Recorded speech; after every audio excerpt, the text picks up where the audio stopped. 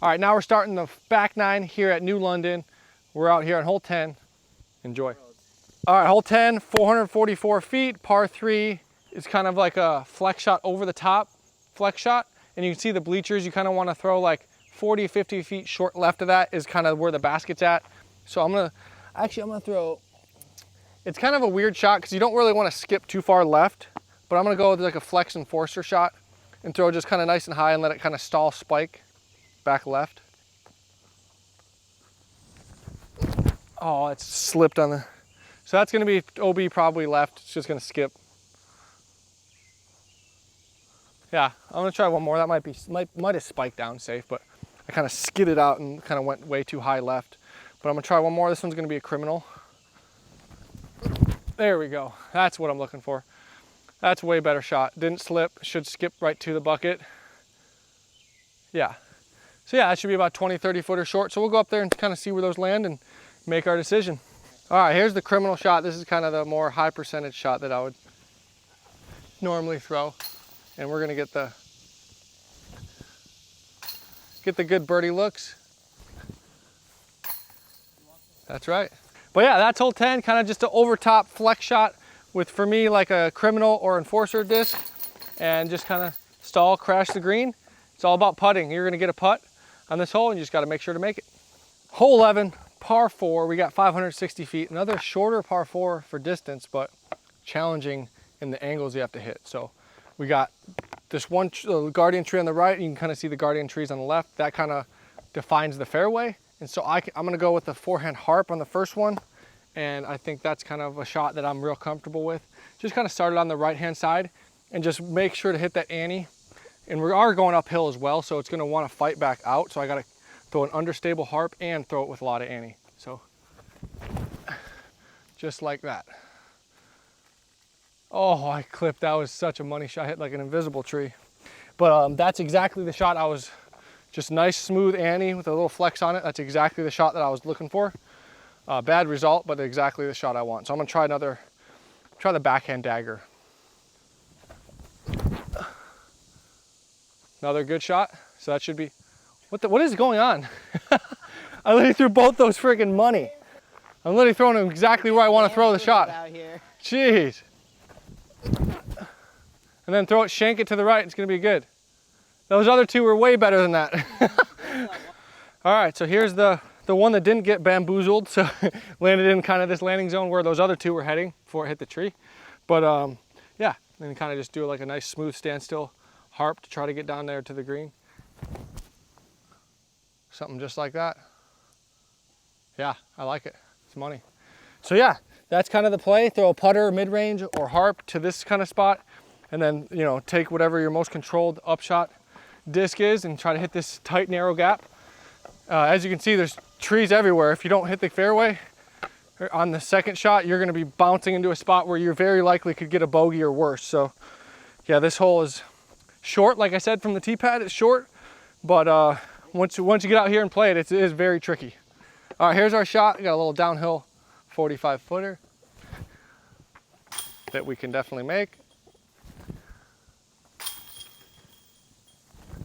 But yeah, 2 for 3 ain't bad. And you guys got a good rundown of the shot, hole 11. Tricky little approach shot down this tight, narrow gap. There you go, Fern. And yeah, let's head to hole 12. Nice catch. All right, hole 12, 344 feet, par 3. One of the easier par 3s, I would say, on the course. Kind of want to hit this right side gap with something, you know, mid-range putter, flex shot down the right-hand side. Something semi-stable, but it does fade right to left. So if you miss your shot left, it's going to want to skip a lot left down the hill. So I'm going to go with a nice smooth harp. Try to land a little bit right of the basket so I don't mess with that left side downhill slope to the left side of the basket. Oh, what? That was crazy. It's still all right, but that was going to be an ace run. What did that was invisible completely. That was such a money shot too. All right, so I guess I'm gonna have to throw a little bit lower so I don't hit the invisible limb.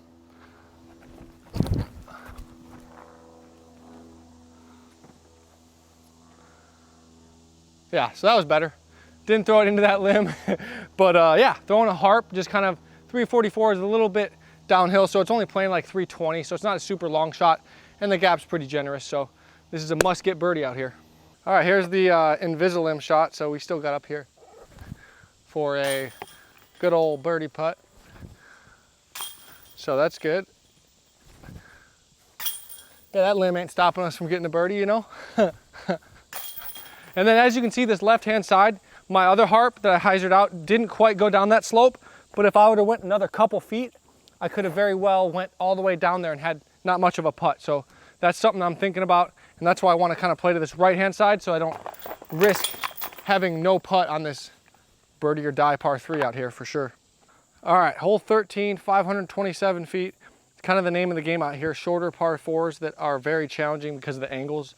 This one, you kind of have a left side fairway and a right side fairway. I'm gonna pick this right side because that left side kind of hard to access, whereas this right side with the forehand, I feel like it's a little bit easier. So I'm gonna go, you see that one middle tree that's kind of darker? I'm just trying to go just right of that with the forehand, and that'll put me in the sweet spot.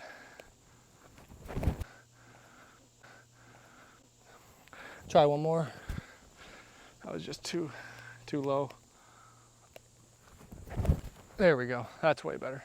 So that's gonna go right at that dark tree and hopefully skip right in front of it. Yeah, so that's gonna be right in the sweet spot down that right-hand side of this fairway. All right, so here's my drive. The felon went a little bit, the fairway's probably about 10, 20 feet back there, but I'm just on the edge of the fairway where I can still throw a shot. I'm just gonna have to pick this kind of left-hand gap. Let's see where the basket is, okay. So yeah, I'm gonna throw this left-hand gap since I'm kind of a little bit past the fairway, went through the fairway. Oh. Got super lucky on that one. I'm gonna try one more. There we go, that's better. That one's way better. So yeah, that one should just be a 20-footer, 25-footer. But yeah, that's right-hand side's kind of the higher percentage fairway, I would say, and much better of a shot. It gives you a higher percentage chance on the upshot. You still have to hit a tunnel. As you see, this tunnel's pretty tight, but yeah, it's a good hole. Short hole, but you really have to hit your landing zone on the first shot and then pier the upshot.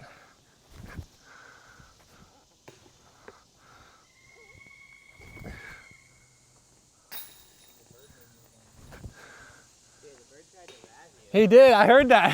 He inspired me.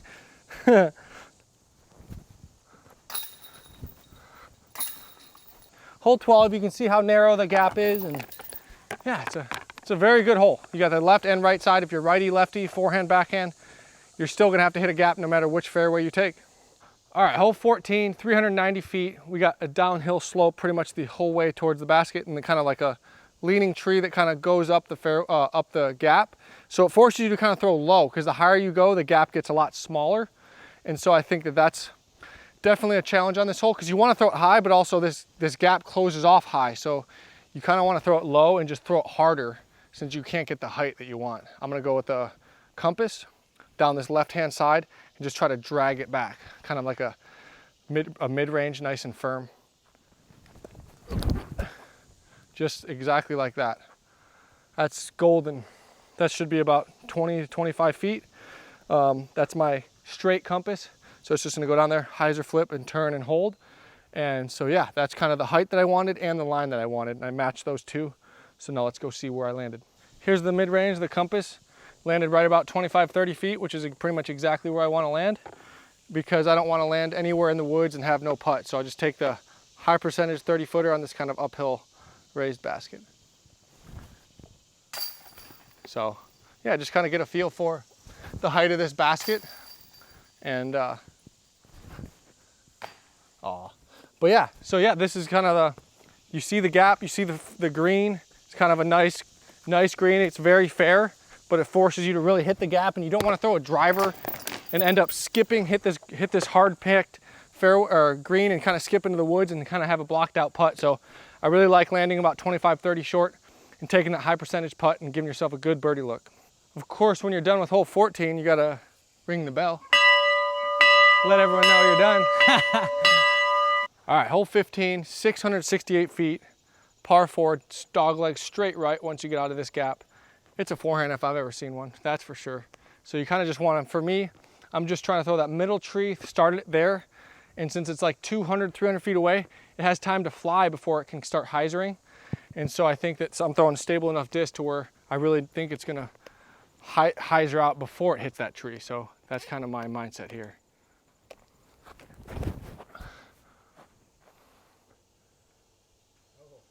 I think, did it get through? Yeah, I got like a little smooch. Okay, so I got a little smooch. I'm gonna try one more. See here. I threw that with a little bit too much hyzer, so I'm gonna throw this one a little bit flatter and give it time to glide before it starts hyzering.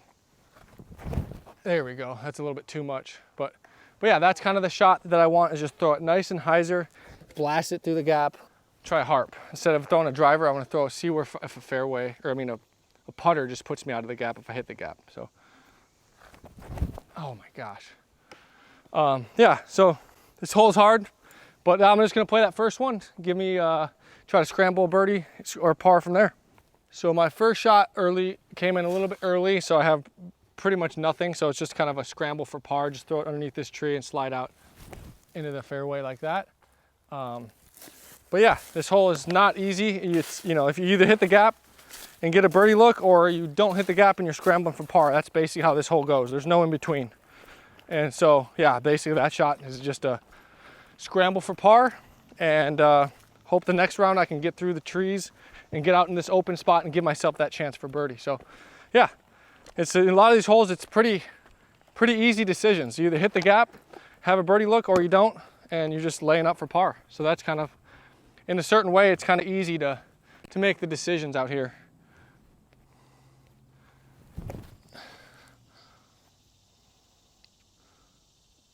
So yeah, just lay up, kind of nothing crazy. Try to throw this one in though. Too low. Oh, a little throw in look. So that's kind of the upshot from my scramble after hitting the trees off the tee, and just kind of, yeah, just settling for that par, not the end of the world on a hole like this. And yeah, that's hole 15. Very tight. It's all about the gap. If you don't hit that gap, you ain't getting a birdie.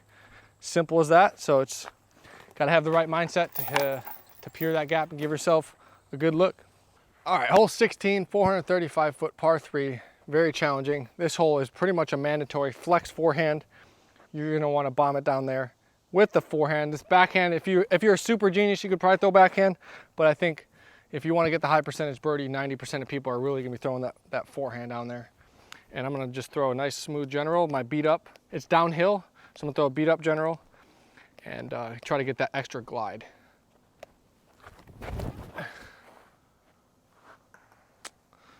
Close, another foot to the left, and that's gonna glide down there, but so a little bit too far to the left. Try one more here. Actually, I'll try this one. I'm gonna try a little bit flippier, so I can start it on the right-hand side and kind of glide it in instead of trying to flex it down the left-hand gap. So that's kind of what I'm gonna do here. Didn't quite, just kind of hyzered it a little bit too much. Try one more. I'm just not turning it over quite enough. But yeah, it's a good hole. Tough forehand. You really got to commit to the angle, the line, the gap. Everything's got to be right to birdie this one. All right, I didn't throw the best drives on this one. I didn't really get any drive that kind of got clean. So this is kind of where I'm left with if you don't really throw a pure drive. Ooh. But there we go. Still. Yeah, but hole 16 is coming down the stretch. If you want to get a birdie, you really have to clutch up and throw that nice controlled flex shot that's going to turn and then flex at like 400 feet. If you flex before it or after it, you're going to hit this tree, you're going to hit an early tree. So really well designed hole, challenges all the top players, and that's what we're here for. World Championship Challenge, baby. All right, hole 17, par 4. It's kind of another one of those dual fairway holes, which you'll see when we get up there. I'm going to elect to throw this right side gap, so I'm really trying to throw it straight and just kind of land in the middle of that fairway, so that way I can take that right side gap. I'm going to throw, and we are going uphill, so everything's going to want to fade left, so I'm going to have to counter it by throwing a little bit flippier and a little bit more angle. So throw a compass, just kind of dead straight, hit the fairway. A little bit too much turn. So yeah, that was a good release, just threw too flippy of a disc. Throw one more here, throw another mid-range. This one's gonna not be quite as flippy as that one. Oh my gosh, horrible. So I just keep turning too much. I'm gonna try to throw a driver. This is a Explorer. Throw a little lower, just try to get my tempo a little bit better. There we go. That's much better. So yeah, I hit the line better. Should be good. So we'll see where that driver landed. So I missed the fairway, and now this is my next shot. So yeah, it just tells you how important it is to hit the fairway out here, because if not, you're just literally putting into the next spot where your drive should have landed.